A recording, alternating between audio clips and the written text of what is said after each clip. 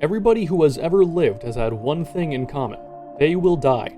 Death is forever on the horizon, regardless of anything you can hope to do. Today in Rimworld, we're gonna kick death in his stupid rotted shins. This is Gary Oldman. He is a naked, 120-year-old, iron-willed psychopath with creepy breathing and a fascination for the unnatural. Age has not been kind to him, and he has collected almost every age-related illness Rimworld has to offer. Our goal for Gary is to repair his ailing body and de-age him back to his prime. In Rimworld, there are three main avenues for this process. One, replacing his compromised body parts with synthetic, bionic, or questionably harvested counterparts. Two, utilizing body sculpting pods to cure illnesses, scars, and de-age 1 year at a time. And three, using psychic rituals to suck the life force out of a weary prisoner and de-age him while aging the victim. For the sake of this challenge, we'll be using all three of these equally humane options. As for his stats, we gave Gary an even spread of 10 for everything, with a burning passion and intellectual. Dementia increases the rate of skill loss, so these skills likely will not be long for this world. The beginning here is going to be extremely dangerous. In Rimworld, a pawn will become incapacitated if their movement ability drops below 15%, and Gary sits naturally at a whopping 18%, meaning anything will knock him over. A scrape, a shiver, a slight hunger, anything. The top priorities right now are going to be food, shelter, and defense. Cassandra may be nicer than Randy, but she has a bloodlust all the same. Gary uses his initial strength and full tummy to build a small enclosure with a campfire for warmth. Apparently, he considers this a spacious interior, so at least we have low standards here. Next, he goes out to grab whatever berry bushes his old man legs can reach, at least those that his arthritis-ridden hands can properly harvest. Eating raw berries is a major gamble, as food poisoning will knock Gary down in an instant, so he needs to cook them into meals when he can. In his few moments of downtime, he needs to plant crops for a more reliable food source. As you can see here, I'm an idiot and forgot to switch to rice instead of potatoes, so this harvest is gonna take longer than expected. I'm gonna blame Gary's dementia. What the fuck, Gary? Our first event hits, a mad hare. Thankfully, it falls quickly to Gary's defenses, bringing him a small but not insignificant amount of meat. Not soon after, the gods bestow upon him a great boon. A transport pod crashes down, leaving JJ behind, a logger, and more importantly, a potential recruit who can function at a speed higher than a 120-year-old man. Lucky for us, he does decide to join after a slow recovery. Now, with an able-bodied pawn on our side, JJ can be sent out to hunt the local wildlife for more food. There's a brief scare as JJ suffers a mental break while Gary slowly starves in the shelter, but he snaps back to reality in the nick of time. Gary corrects his idiotic, dumb, stupid mistake of planting potatoes and starts to swap out for rice plants, just in time for the first harvest. With an okay source of food and a stockpile of wood, it's time to move out of our New York studio apartment into a luxurious mountainside villa. Clearly jealous of our new digs, a raid from the Filth Pillars comes in, consisting of one man named Corgi. Proving to have the same combat endurance as a hare, he'll make a fine member of Gary's army. Straight to the gulag with you! With the population rising, it's time to properly establish our foundation of beliefs. Welcome to Aperturism. We do what we must because we can. That's about all the explanation you need on that one. Our lovely faction is given the name the Golden Girls, and the settlement is deemed Over the Hills. The wild parties thrown by Gary and JJ throughout the night attract a wanderer. Funny enough, it's JJ's sister Vaughn. If we believe anything here at the Golden Girls, it's nepotism. Immediately following this, a wandering genius approaches. His name is Outside, and he seems to be on the verge of a scientific breakthrough, which is ironic because I don't think anybody on the verge of a scientific breakthrough has ever gone outside. Well, I see nothing wrong with this. Welcome aboard, and bring that snazzy new charge rifle in with you. Finding themselves in a temporary sense of stability, the group begins to erect individual bedrooms, a luxury far beyond anything they deserve. During construction, another raid comes in, this time to Itakins. Itakins? The furries have found us. While preparing for the incoming attack, everybody assumes their battle stations. Vaughn collapses from food poisoning, JJ goes catatonic, Gary gets hungry, and Outside readies their gun. This will go great.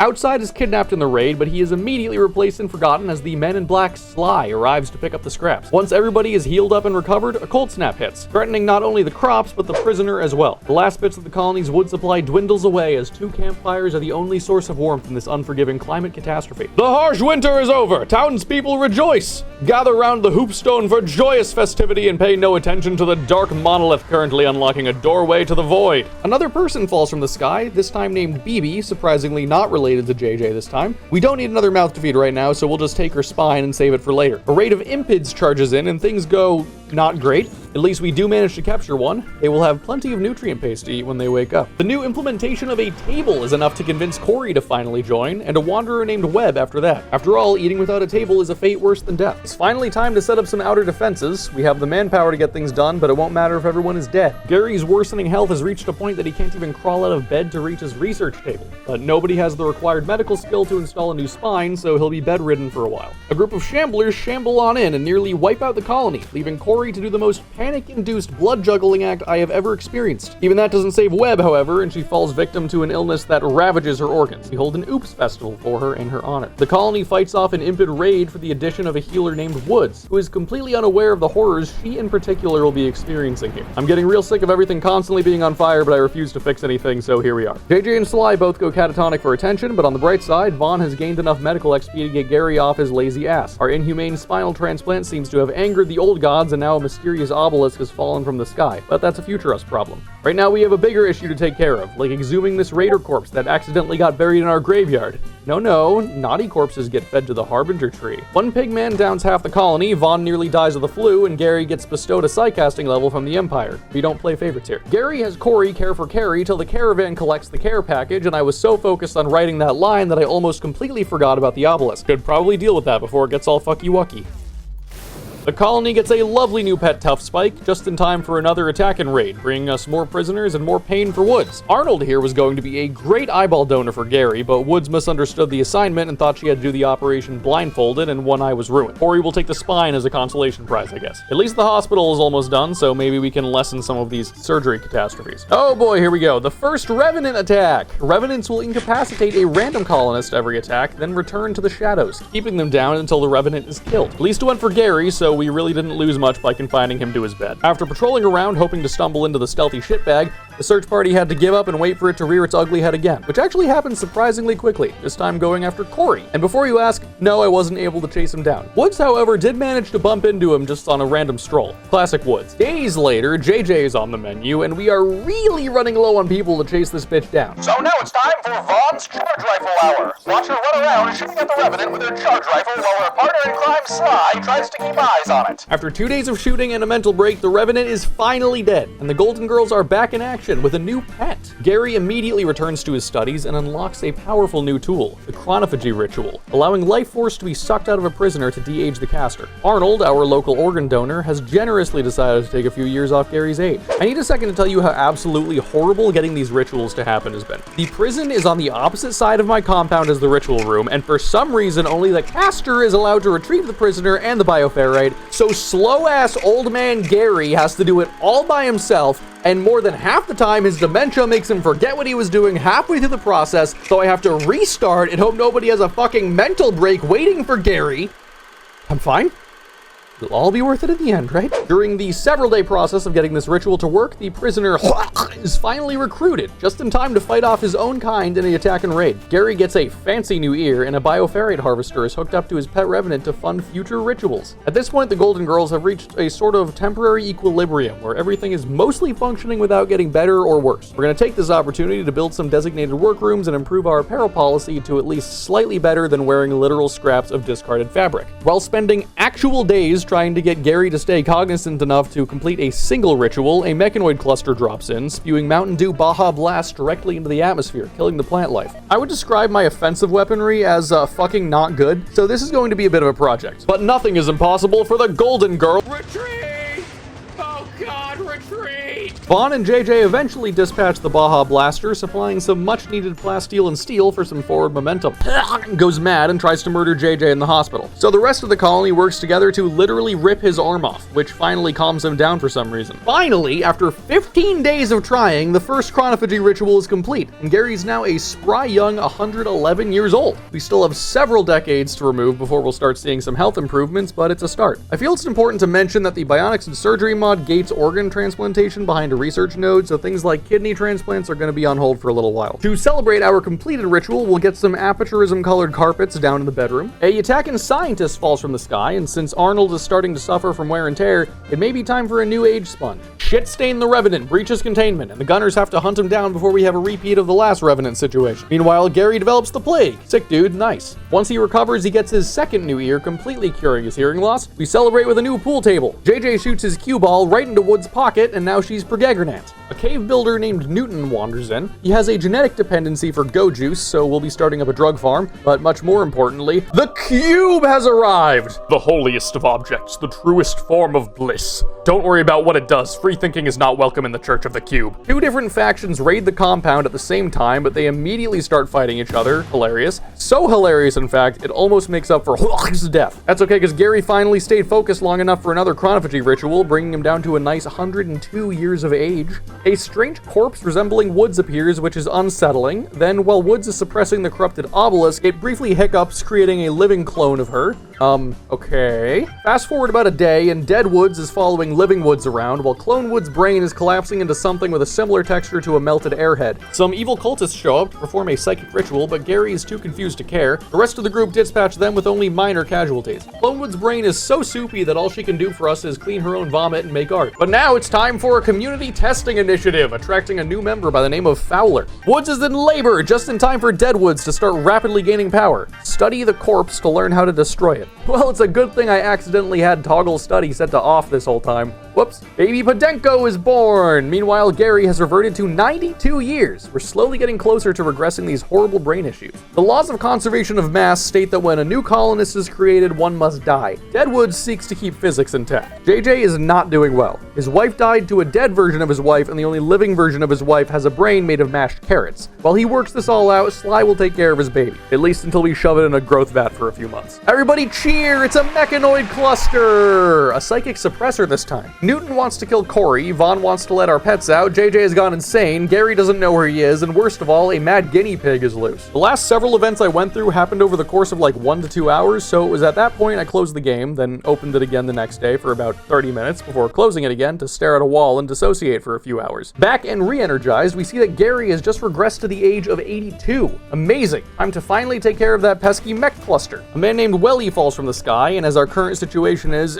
not great, we'll recruit him. The time has come to perform the ultimate heresy. Unfortunately, the Golden Cube has been taking up too much productive time for the few not injured colonists and therefore must be destroyed. I'm sorry, okay? I'll do a cube-based run in the future to make up for it. Please do not smite me. Destroying the cube will cause a berserk rage to flow through all its followers, so we need to make some naughty boxes while they work out their issues. Finally, our first production of Go Juice is done, and we get Newton back to consciousness after being in a coma for like 2 weeks. Shitstain is out again, so I decide to close the game again for the day before dealing with the exhausting process of recapturing him. Back into the game, our poor resident prisoner and life straw named Arnold has unfortunately died of the flu. Absolutely tragic. The cube gods have punished me and bestowed a blight upon my crops. I deserve this. Okay, here we go. We finally got death refusal. This is going to fix a major issue here in the colony. When a pawn dies with death refusal, they can come back to life a single time and regenerate any lost body parts in the process. Any lost body part. So if we say cut off someone's head, it would regrow a perfectly healthy head when they respawn. Whoa, look, Woods can do things again. That's crazy. Welcome back, Woods. Now that the colony doesn't have a soup-minded individual to do the cleaning, it's time to employ a different kind of soup-minded individual. Podenko is yoinked out of the growth vat and put to work. Returning to this world must be really strange for Podenko. Her mother is dead, but an exact clone of her mother who was cloned during the pregnancy just regained cognizance. Only in Rimworld. Looks like we've reached the point in the game that I like to call mechanoid hell, as here we have another mechanoid cluster. Newton has just constructed our first biosculptor pod. These things are abnormally slow, even with speed-up mods, and only take off 1 year at a time, so de-aging with these won't be too effective, but we can remove some of these ailments with Glitterworld medicine, so they'll still have some use. Gary takes his first biojuice bath to remove these muscle parasites that have him incapacitated. It's time for Gary to ascend to Mechanator status. The squad discharges the Mechanator ship, with the only casualty being a prisoner that was just recruited, so I didn't even bother mentioning them. The Mechanator chip is shoved into Gary's nostril, and the Machine Empire can begin. Our atrocity magnet Woods is about to die of an infection, so unfortunately we have to imbue another death refusal before— oh, hold on, JJ got distracted. Try it again before it— oh, she's dead. Rip Woods. For the third time. Oh god, the obelisk created another duplicate, this time of Sly. Good news, his brain is perfectly intact. However, his lung, kidney, and heart are melting. Awesome.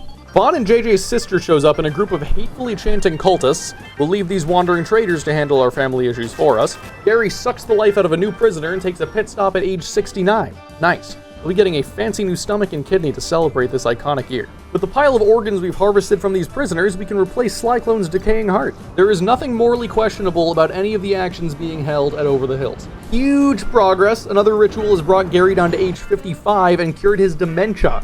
With his increased focus and our steady supply of bioferrite, these last few rituals should be much easier to perform. And look how handsome he is! Let his beauty distract you from the toxic waste restoring with the medical equipment. Look at how clean his medical list is looking. Only a few conditions left to conquer. Gary's new hot guy Instagram account seems to have attracted some hate chanters. Time for a follower purge.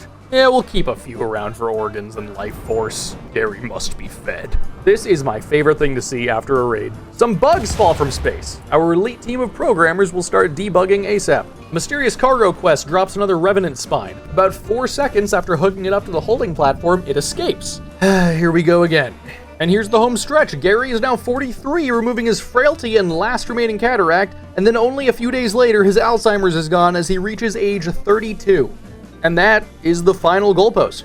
Gary is in his 30s, and all of his horrible ailments have been removed either via organ transplants or dark rituals. Nobody can truly forget the horrible atrocities they've witnessed in this hellhole.